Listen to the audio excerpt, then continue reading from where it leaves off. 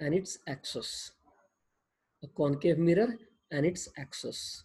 Concave mirror है और उसका axis है. Okay? And there is a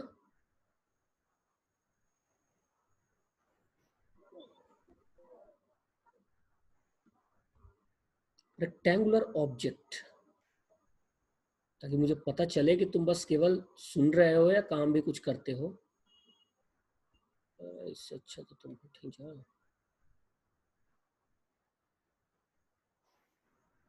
Okay. The rectangular object named ABCD. Say a square, not a rectangle, a square. ABCD of each side 2 millimeter. 2 millimeter कुछ छोटा ना हो जाएगा? Okay, तो लार्ज कर देता हूँ, 1 सेंटीमीटर कर देता हूँ.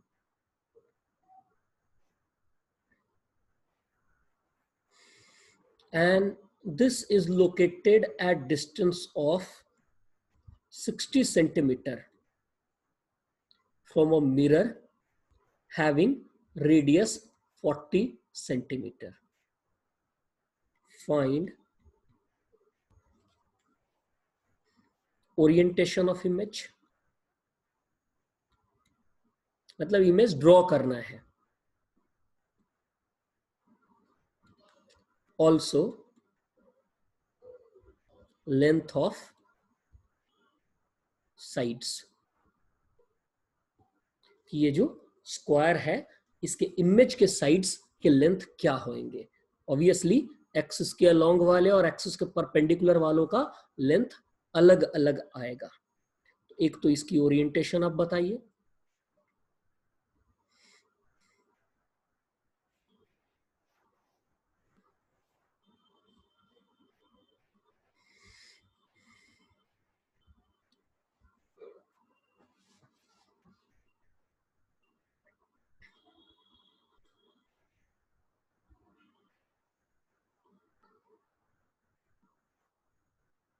करने के पीछे पर्पस ये है कि कल एक क्वेश्चन दिया था, सबने हाथ खड़े कर दिए, किसी ने आंसर दिया नहीं.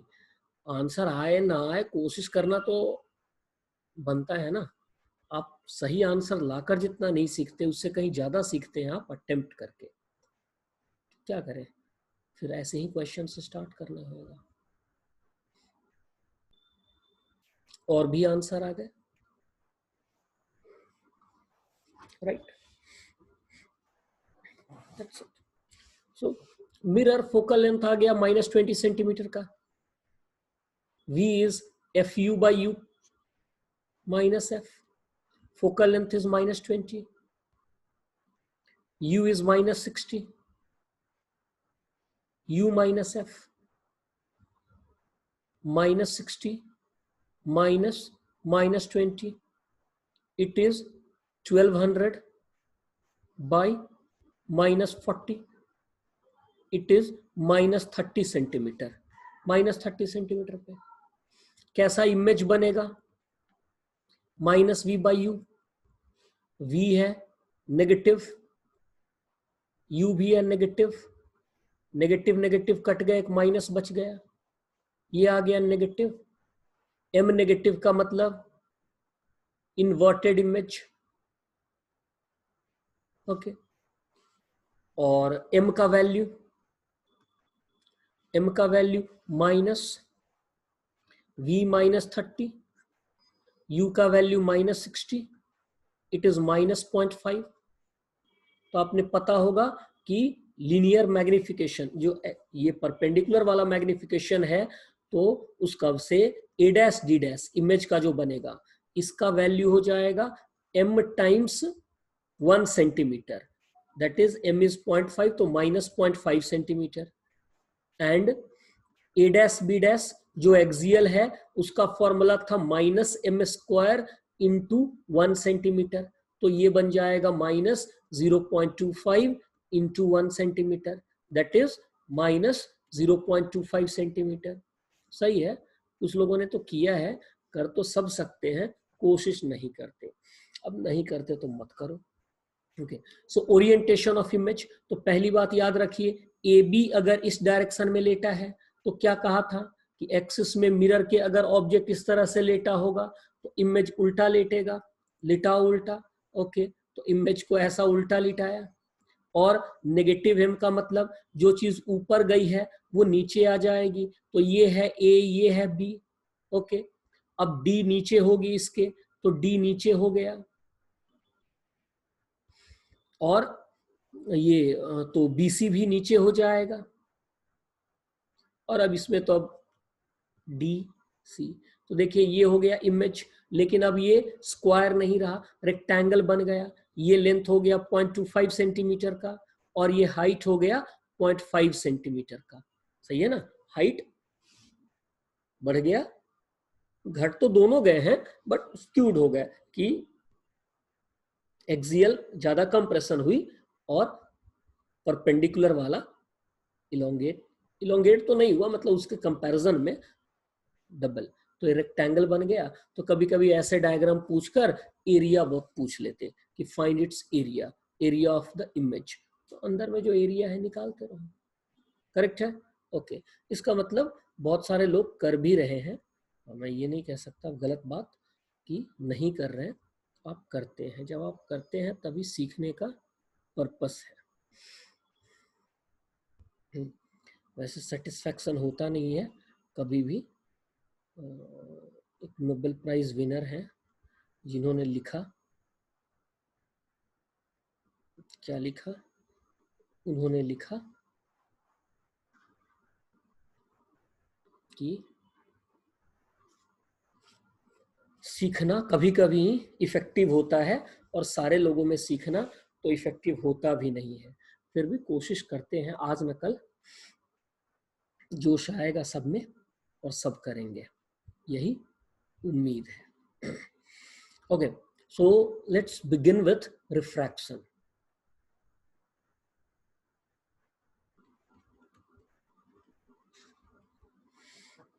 What defines refraction? So,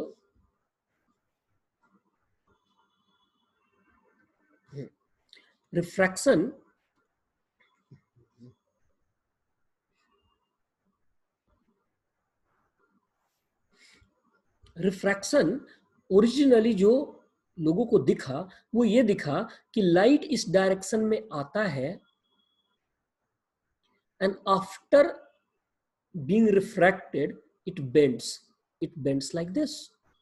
Say it comes in some medium, the medium has refractive index mu और ऊपर एयर है, एयर का रिफ्रैक्टिव इंडेक्स नियरली 1, और ये सेंस ऑफ लाइट है कि लाइट ऐसे जाती है। ओके, अब लॉ ऑफ रिफ्रैक्शन कहता है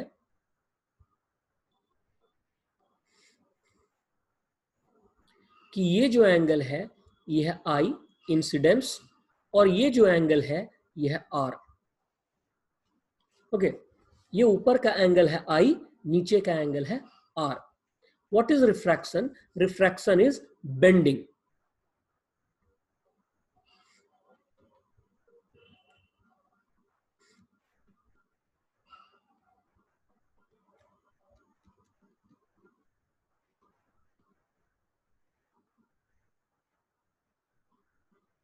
bending of light at interface of two medium, कि दो मीडियम 1 और 2, इन दोनों मीडियम के इंटरफेस पे लाइट का बेंड कर जाना।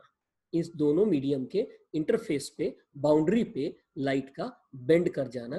एक साइड को एंगल ऑफ इंसिडेंस आई, दूसरी साइड को एंगल ऑफ रिफ्रैक्शन आर। इधर का रिफ्रैक्टिव इंडेक्स 1, नीचे का refractive index mu. So I R, ये बेंड कर जाना, यही रिफ्रैक्शन है। क्यों हुआ ये? तो जब से पता लगा तब से अलग अलग रीजन देने लगे कि light should have progressed in straight line, कि लाइट एक स्ट्रेट लाइन में ही प्रोग्रेस करते रहना चाहिए था, लेकिन ऐसा हुआ नहीं। वो लाइट बेंड कर जा रहा एट बाउंड्री, कि बाउंड्री पे जैसे ही लाइट आया वो वहां पे जाकर बेंड कर जाता है, एंगल्स बदल जाते हैं। तो इसके पीछे कॉज क्या है? ओके, सो न्यूटन ने अलग ही एक्सप्लेनेशन दे दी। Newton was not always right, और न्यूटन जहां पे गलत है वो सुनने में, जानने में मजा बहुत आता है। सही है ना। So what argument Newton had? Newton said, okay, see, air में लाइट इस एंगल पे आ तो रहा है, अब जब मीडियम में गया लाइट तो ये बेंड हो गया, right?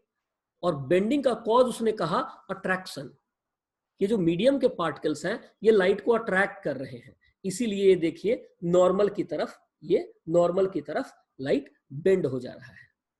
But this was not to be the case, क्योंकि बाद में लोगों को पता चला कि नहीं नहीं, मीडियम में जाके लाइट की स्पीड तो घट जाती है। जो रिफ्रैक्टिव इंडेक्स है ये एक्चुअली लाइट की स्पीड जो एयर में है या वैक्यूम में है और मीडियम में है, तो इनका रेशियो बताता है। रिफ्रैक्टिव इंडेक्स का वैल्यू क्या होता है? तो ये है speed of light in vacuum by speed of light in medium. ये पहली क्लास में ही बताया था, अरे इंपॉर्टेंट चीज है, फिर बताता हूं। तो क्या है? और म्यू का वैल्यू हमेशा greater than 1 except vacuum. Vacuum में तो कुछ है ही नहीं, मतलब for all medium value of mu is more than 1। इसका मतलब v का वैल्यू c बाई म्यू, तो स्पीड इन मीडियम कम हो गया ना, वैक्यूम में स्पीड है c, रिफ्रैक्टिव इंडेक्स से डिवाइड करो तो मीडियम में स्पीड कम आ गया। कितना कम? तो से c का वैल्यू है 3 इंटू 10⁸ और म्यू का वैल्यू ले लिया 3/2। ये ग्लास के लिए है वैल्यू, आप चाहे तो याद रखिए, बहुत कॉमन है। ग्लास के लिए 3/2, वाटर के लिए 4/3। तो कह रहा है ग्लास में वेलोसिटी क्या होगी लाइट की, तो ग्लास में लाइट की वेलोसिटी होगी c by mu, c 3 into 10⁸ और mu 3/2, so it becomes 2 into 10⁸। Come I. Newton ने कहा था कि अट्रैक्शन होता है इसलिए नॉर्मल की तरफ बेंड करता है। तो जब लाइट की स्पीड लोग मेजर करने लग गए तो कहे कि नहीं, न्यूटन ने तो झूठ बोला, कि अगर पार्टिकल्स ऑफ मीडियम की अट्रैक्शन की वजह से वो नॉर्मल की तरफ बेंड हुआ है लाइट किसी मीडियम में, तो इसका मतलब है कि मीडियम अट्रैक्ट करता है तो स्पीड बढ़ जानी चाहिए ना, घट क्यों गई? लो, और अगर रेजिस्ट कर रहा है मीडियम तो नॉर्मल से अवे भागना चाहिए। ओके, तो इसलिए वो एक्सप्लेनेशन सही नहीं था। Okay, now we know why this is the case. So वो थोड़ा वेव नेचर की वजह से है। क्या है कि light is an electromagnetic wave, and जो मीडियम है उसमें भी न्यूक्लियस है, इलेक्ट्रॉन्स है, चार्जेस हैं, उनका भी इलेक्ट्रिक फील्ड होता है, मैग्नेटिक फील्ड होता है, and they interact. So that is electromagnetic interaction, जिसकी वजह से ये नेट पाथ बेंट हमें मिलती है, डिपेंडिंग की मीडियम का क्या रिफ्रैक्टिव इंडेक्स है। ओके, बहुत सारी कहानी है रिफ्रैक्टिव इंडेक्स को लेकर, आप गूगल पे सर्च करेंगे तो अलग अलग तरह की कहानियां आपको मिलेंगी। आप देखिए यहाँ पे लाइट इस डायरेक्शन से आ रही है और इस तरफ को जा रही है। Okay, there are situations where presently it is imaginary, but conceptually गलत नहीं है कि इधर से लाइट आया और इधर कोई चला गया, नेगेटिव रिफ्रैक्टिव इंडेक्स जैसी चीज कुछ बन जाएगी। तो इस तरह की बहुत सारी कहानी आपको इंटरनेट पे मिलेगी। चीजों को इनविजिबल करने के लिए तरीके मिलेंगे कि क्या हो कि अगर एक मीडियम में लाइट बेंड ही ना करे, जिस भी एंगल पे आए उसी में कंटिन्यू कर जाए। तो ये सब कहानी अलग अलग तरह से चलती रहती है। सो फिलहाल म्यू का ये मतलब है कि मीडियम में स्पीड कम हो जाती है, और वो एक पैरामीटर है। म्यू एक्चुअली क्या है? तो एक पैरामीटर है जो light which is an electromagnetic wave, उसका इंटरैक्शन मीडियम से कैसा हो रहा है उसे रिप्रेजेंट करने वाला, राइट? सो जो मीडियम है उसका लाइट के साथ, light which is electromagnetic wave, उसके साथ कैसा इंटरैक्शन होगा वो बताता है refractive index. Larger is refractive index, slower is light in that medium, and one of the known example of higher refractive index is diamond. Diamond का refractive index ज्यादा होता है, उसमें लाइट की स्पीड कम होती है और उसकी वजह से वो स्पार्कल भी करता है, क्योंकि वो अलग अलग एंगल पे लाइट आएगी तो अलग अलग अमाउंट में आएगा। वो TIR इंटरनल रिफ्लेक्शन का केस हो जाता है, टोटल इंटरनल रिफ्लेक्शन का केस होता रहता है। एनीवे वो सब आगे आएगा। फिलहाल ये समझते हैं। अच्छा, एक और चीज यहां जब इतनी बात की है तो रिफ्रैक्टिव इंडेक्स को मैंने पहले दिन भी लिखा था, refractive index is c by mu v. और हमने यहां एक और बात कही थी जो भूलना नहीं है, सी का वैल्यू फ्रीक्वेंसी इंटू वेवलेंथ, और मीडियम में फ्रीक्वेंसी इंटू वेवलेंथ। ये कहा था कि मीडियम जब बदलता है तो फ्रीक्वेंसी सेम रहता है, इसका मतलब वेवलेंथ बदल जाता है। मतलब वैक्यूम में लाइट का वेवलेंथ ज्यादा है, वैक्यूम में लाइट का वेवलेंथ ज्यादा है, मीडियम में जाते ही लाइट का वेवलेंथ छोटा हो जाता है। सो वैक्यूम में लाइट का वेवलेंथ ज्यादा है और मीडियम में जाते ही लाइट का वेवलेंथ छोटा हो जाता है। तो ये लैम्बडा, किसी भी मीडियम में लाइट का वेवलेंथ कम हो जाएगा। करेक्ट है?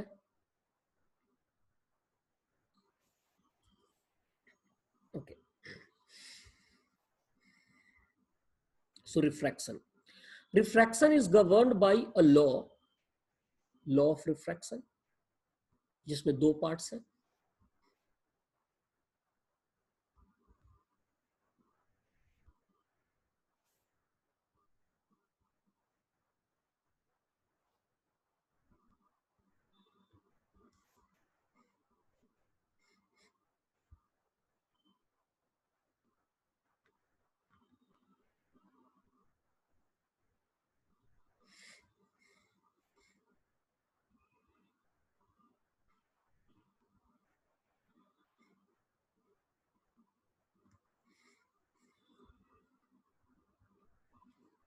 मान लो दो मीडियम का इंटरफेस है।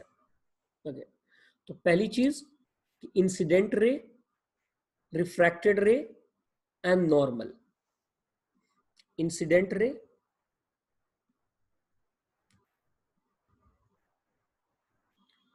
रिफ्रैक्टेड रे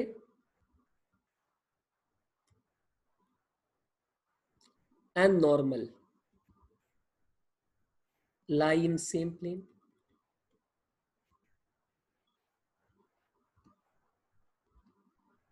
एक तो ये बात कि ये incident, refracted and normal they lie in same plane. और दूसरी बात which is Snell's law,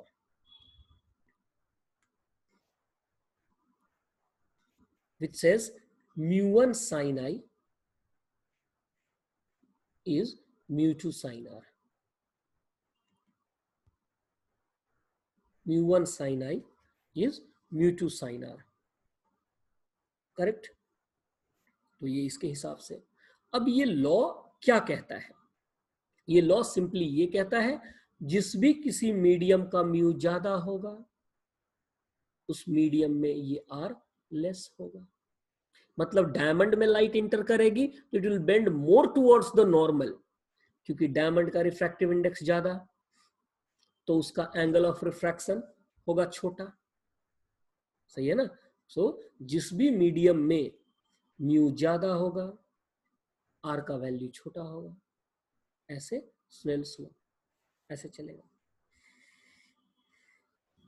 further Snell law को आप आगे भी प्रोपगेट कर सकते हैं। For example, if light passes through consecutive media,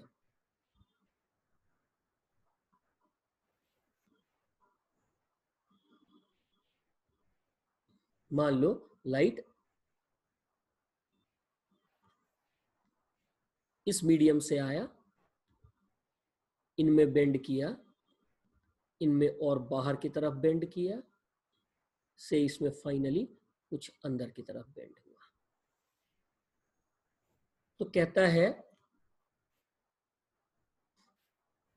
यह है mu1, यह है mu2, यह है mu3, यह है mu4।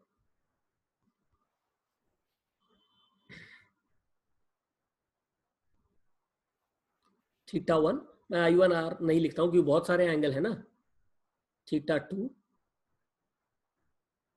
θ2, θ3, θ3, θ4। तो कह रहा है mu1 sin θ1 is mu2 sin θ2। मतलब ये कंटिन्यूएशन चलता रहेगा, is mu 3 sine theta 3 is mu 4 sign theta 4। तो आप किसी भी दो को आपस में कंपेयर कर सकते, मतलब मेरी मर्जी, मैं स्नेल लॉ पहले और आखिरी वाले के बीच भी डायरेक्टली लिख सकता हूं। देखिए mu 1 sign theta 1, mu 1 sign theta 1 is mu 4 sin theta 4. Mu 1 sin theta 1 is mu 4 sin theta 4 कि फर्स्ट मीडियम का mu sine theta last medium के म्यू साइन थीटा से भी कंपेयर कर सकते हैं। ओके, फर्स्ट मीडियम का mu 1 sign theta 1 last medium के भी म्यू साइन थीटा से कंपेयर कर सकते हैं ये। लेकिन इसका लिमिटेशन है, अगर पैरेलल सरफेसेस पे रिफ्रैक्शन हुए हैं तभी आप कंपेयर कर सकते हैं, या स्फेरिकल सरफेस में रिफ्रैक्शन हुआ है तब आप कंपेयर कर सकते हैं, और किसी केस में नहीं। ऐसा न कर देना कि मान लो लाइट यहां से ऐसे गई, ऐसे गई, ऐसे गई, इधर का रिफ्रैक्टिव इंडेक्स है μ1, इनका है μ2, इनका है μ3, तो इधर का थीटा 1, ये अंदर थीटा 2, अब क्लियरली ये थीटा 2 तो होगा ही नहीं, तो ये बदल जाएगा ना, थीटा 3 थीटा 4। तो आप ये मत कर देना कि μ1 sine theta 1 is μ3 sine theta 4 ना, only in case of parallel surfaces और स्फेरिकल। इस तरह के किसी भी एक लाइट को किसी भी और मीडियम के लाइट के म्यू साइन थीटा को कंपेयर आप तभी कर सकते हैं, इनको आइदर प्लेन सरफेसेस हो और स्फेरिकल। स्फेरिकल क्यों कह रहा हूं तो जरा देखिए,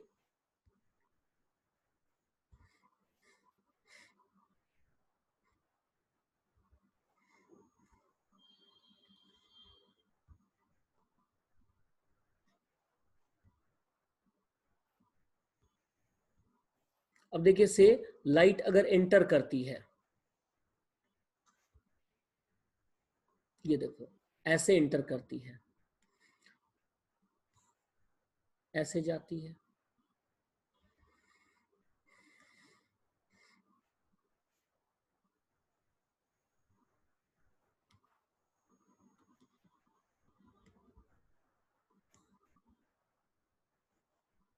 तो ये एंगल अगर आई है, या थीटा 1 ले लेता हूं,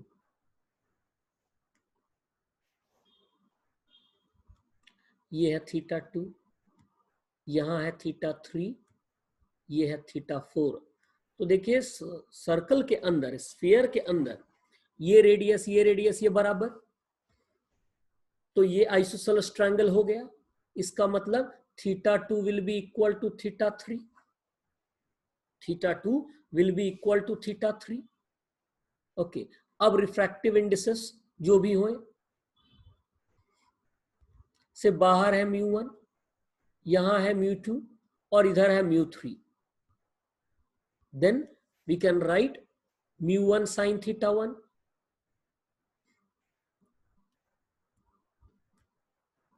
μ2 sin थीटा 2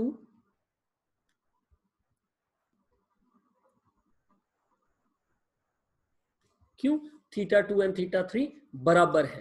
तो पैरेलल सरफेस पे क्या हो रहा था, थीटा 2 ये बराबर, थीटा 3 बराबर, तो यहां स्फीयर में भी यही चीज काम कर रही है। So we can directly write μ1 sin theta 1 equals μ3 sin theta 4। और ये ना भूले कि इनसे रिलेटेड ज्योमेट्री वाले क्वेश्चंस भी पॉसिबल हैं। अब ठीक है, जरा एक ज्योमेट्री वाला क्वेश्चन यहीं पे करके देख लेते हैं।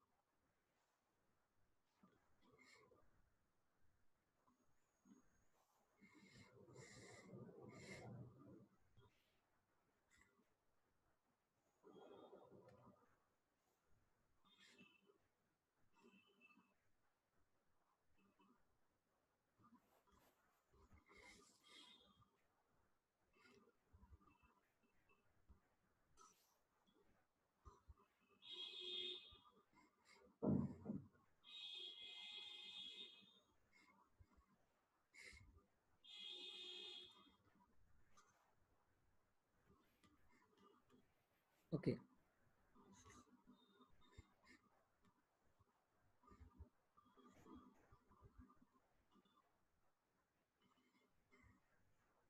लेबल कर देता हूं, mu is √3, this angle is 60 degree,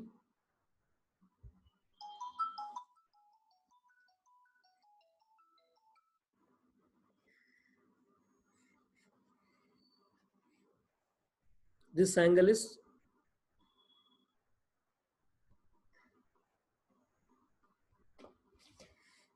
60 degree, mu का वैल्यू है √3, ठीक, म्यू का वैल्यू है √3 और चलो ये नॉर्मल बना दिया। तो अब कहता है कि ये रेडियस अगर r है, ये पॉइंट है P, ये है B, देन फाइंड BP, या ये पॉइंट P कहां है वो बताओ, करके देखो जरा, आता है क्या?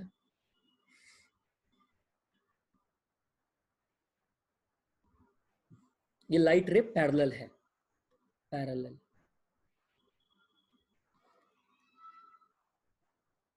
एक्सिस के पैरेलल है।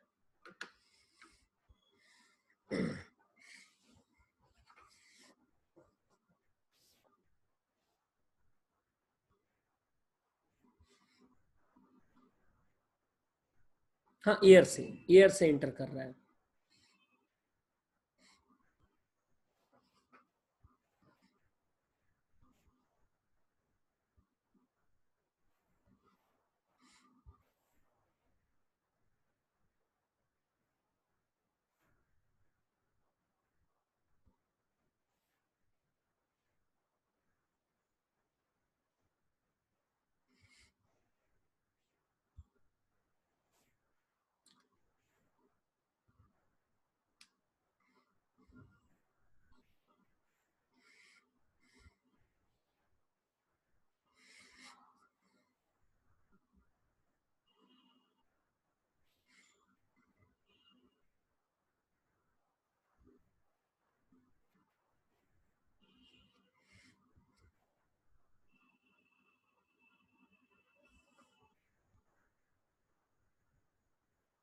एग्जैक्टली 0। हाँ, ज्योमेट्रिकल ऑप्टिक्स में एक स्ट्रॉन्ग लेसन याद रखिए, डायग्राम में जो ड्रॉ किया है उसको एक्चुअल फिगर मत मानिए, जो निकल के आए उसे एक्चुअल फिगर मानिए। ठीक, देखिए 60 डिग्री है तो sine 60 degree is mu sine theta, मान लीजिए एंगल थीटा है तो ये भी थीटा होगा। Sine 60 degree is √3/2, mu is √3 और साइन थीटा इज 1/2। इसका मतलब थीटा का वैल्यू हो गया 30 डिग्री, तो ये एंगल है 30 डिग्री, तो ये भी होगा 30 डिग्री, ये 60 तो ये 60, तो ये वाला एंगल हुआ 120। अरे पर ये क्या, ये 60 ही 120 तो 180 तो यही हो गया, तो ये एंगल तो हो गया 0 डिग्री। तो 0 डिग्री का मतलब ये वाला पॉइंट यहां आना चाहिए था, और ये अगर यहां आएगा तो लाइट बाहर कहां मीट करने जाएगा? नहीं, ये अगर यहां आएगा तो लाइट बाहर कहां मीट करने जाएगा?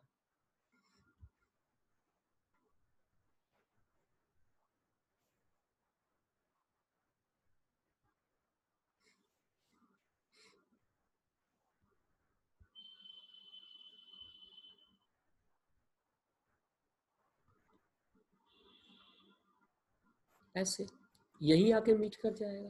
तो यही रहा P और यही रहा B, B भी यही है, P भी यही है डायग्राम से। हाँ, तो ज्योमेट्री जब भी होती है तो, या मैथ्स में आपको पता होगा कोऑर्डिनेट ज्योमेट्री होए, तो इनमें डायग्राम का कोई मतलब नहीं होता, वो तो बस इंडिकेटिव है। रियल आंसर जो आए उस पर टिकिए। एनीवे डेटा बदल के भी दे सकते हैं, मैंने तो बस, तो BP बिकम्स 0, सही है ना। हाँ, तो रिफ्रैक्शन में, इवन रिफ्लेक्शन में भी कुछ केसेस में ज्योमेट्री यूज हो सकती है, और most of the time refraction के साथ थोड़ा इंटरेस्टिंग बनता है, थोड़ा लेंदी बनता है, तो इसे हम यूज कर सकते और ऐसे स्टडी कर सकते। ओके, एक इंपॉर्टेंट बात, 2-3 मिनट बचे हैं इस सेशन में, जो फर्स्ट डे में बोला था, मैं फिर रिपीट करता हूं क्योंकि सही समय पे आप फिर भूल जाएंगे इसे। वो ये बात है कि refraction is always accompanied by reflection। जो रिफ्रैक्शन है वो हमेशा रिफ्लेक्शन के साथ अकर करता है, कि लाइट अगर रिफ्रैक्ट होगी, एक मीडियम से दूसरे मीडियम में जाएगी, तो a part of it must also reflect. What I mean to say is, if a part of light gets refracted here, then some part of light must also get reflected here. Similarly, यहाँ light refract हुआ है तो कुछ part light का reflect भी होगा। Refraction is always accompanied by reflection। मतलब refraction होगा, लाइट एक मीडियम से दूसरे में जाएगी, तो कुछ लाइट रिफ्लेक्ट बैक भी होगी ही होगी। ठीक, तो reflection is always accompanied by refraction. Refraction होगा तो उसके साथ रिफ्लेक्शन होना जरूरी है, चाहे किसी भी सरफेस पे हो। देखिए, यहाँ बाहर के सरफेस पे भी देख लिया, यहाँ अंदर के सरफेस पे भी देख लिया, तो इस बात को याद रखिए। In fact rainbow is formed by one of such reflections. Rainbow total internal reflection से नहीं बनता, ये याद रखें। Rainbow is not formed due to TIR, देखेंगे भी आगे, TIR से बिल्कुल नहीं बनता। इसी तरह के जो रिफ्लेक्शन होते हैं, अब ये रिफ्लेक्ट होने के बाद लाइट आएगा बाहर, तो ये जो लाइट बाहर आया, वैसे ब्लैक कलर का लाइट है, रेनबो में ब्लैक कलर का लाइट नहीं होता, वैसे ब्लैक कलर का कोई लाइट भी नहीं होता। ओके, तो ये जो लाइट है ये रेनबो बनाती है। ओके, तो देखिए यहाँ TIR नहीं हुआ है, लाइट बाहर भी गई है, ये इंटरनल रिफ्लेक्शन से हुआ है, TIR से नहीं हुआ है, और यहाँ रिफ्रैक्शन भी हो रहा है। करेक्ट? ओके, तो इस सेशन का टाइम एंड हो गया, रीस्टार्ट